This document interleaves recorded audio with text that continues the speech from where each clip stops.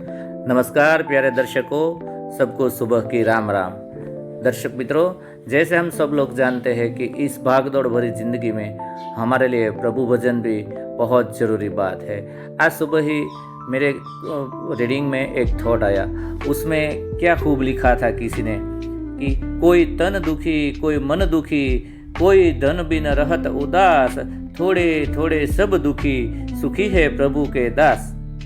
बहुत खूब बातें, बहुत अच्छी बात है इस थॉट में, इस सोच में, इस वर्ड्स में उन्होंने बताई है कि किसी को शारीरिक बीमारियां है, मानसिक बीमारियां है, किसी को कुछ और बीमारियां है, मतलब कोई तन से दुखी है, फिजिकली दुखी है शरीर से, तो कोई मन से दुखी है। किसी के पास लाख रुपए, करोड़ों रुपए होने के बावजूद भी उसके मन को शांति नहीं मिलती। और कोई धन भी न रहत उदास, तो किसी के पास धन नहीं है, वो निर्धन है, गरीब है, तो उन लोगों को बिना धन के लिए दुख रहता है। थोड़े थोड़े सब दुखी है, तो कोई न कोई इस धरती पर जन्म लेने वाला प्राणी कोई न कोई रूप से, किसी न किसी तरीके से, कहीं न कहीं दुखी है।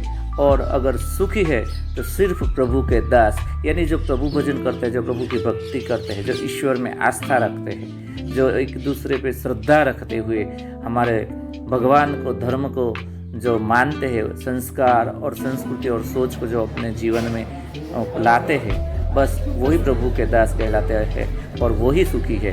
इसीलिए इस जिन्होंने भी ये लिखा है, बहुत खूब लिखा है कि कोई तन दुखी, कोई न कोई शरीर से दुखी है, कोई मन दुखी, कोई मेंटली मानसिक अशांति है, मन से दुखी, कोई धन भी न रहत उदास, किसी के पास इतना धन नहीं है कि अपना जीवन निर्वाह कर सके या तो उनका जो सपना है वो पूरा कर सके, वो भी दुखी है।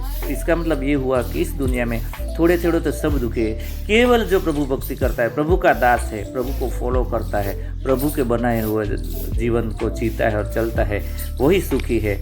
इसीलिए मित्रों, हमारे जीवन में हमें ईश्वर के साथ जुड़ना चाहिए, श्रद्धा से जुड़ना चाहिए, अच्छे कर्म करना चाहिए, सद्कार्य करना चाहिए, शुभ कार्य करना चाहिए, एक दूसरे का सपोर्ट देना चाहिए। अगर जिस किसी को भी जैसे किसी भी ज़रूरत है और हम जिस तरीके से भी उनको हेल्प कर सकते हैं, मददगार हो सकते हैं, तो हमें करना चाहिए।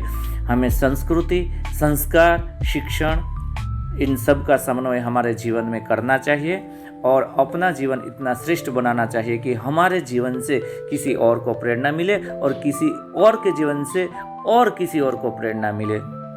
इन शॉर्ट, कहने का मतलब यही है कि प्रभु भक्ति किए बिना हमारे जीवन का कोई मतलब नहीं है। जो जैसे भी मानते हैं, जिसे भी मानते हैं, जहाँ भी मानते हैं, उसी टाइप प्रभु भक्ति करे।